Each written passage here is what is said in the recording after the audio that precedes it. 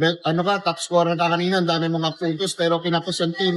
Anong feeling mo? Parang saan ba tayo nagkulang kanina? Bakit hindi natin to nakuha yung game na to? At saka hindi tayo masyado nakalapit gaano. Yun nga, sabi nga sa amin ni Coach, yung stats, hindi lang masyado, dito masyado magbilis. Kumbaga, kailangan namin talaga maging mas solid pa sa loob. So yun, kailangan lang namin panoorin bukas kung saan kami nagkulang para makapag-adjust para sa Sunday.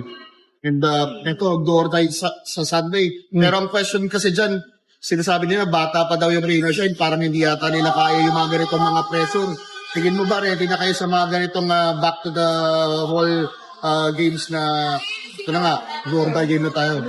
Sabi sa amin ni Coach, di na kami mga bata. Ilang beses na kami sa semis.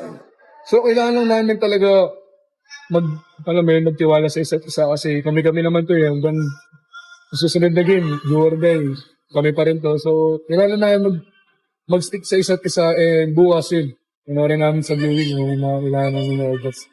Adrian, nakikita naman, statistically speaking, somehow nag-step up yung locals, especially this game. Para sa iba, anong pinakailangan ninyo as locals para makabawi pa sa Game 6?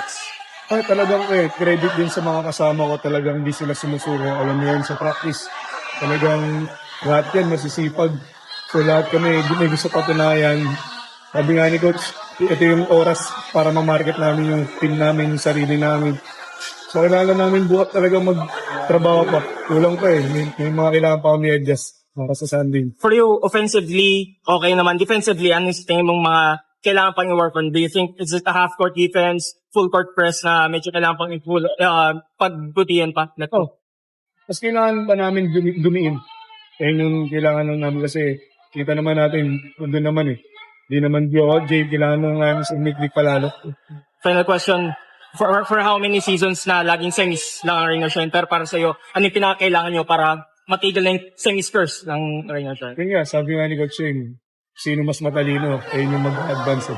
So kailangan lang namin maging mas matalino para malagpakan namin yung semis.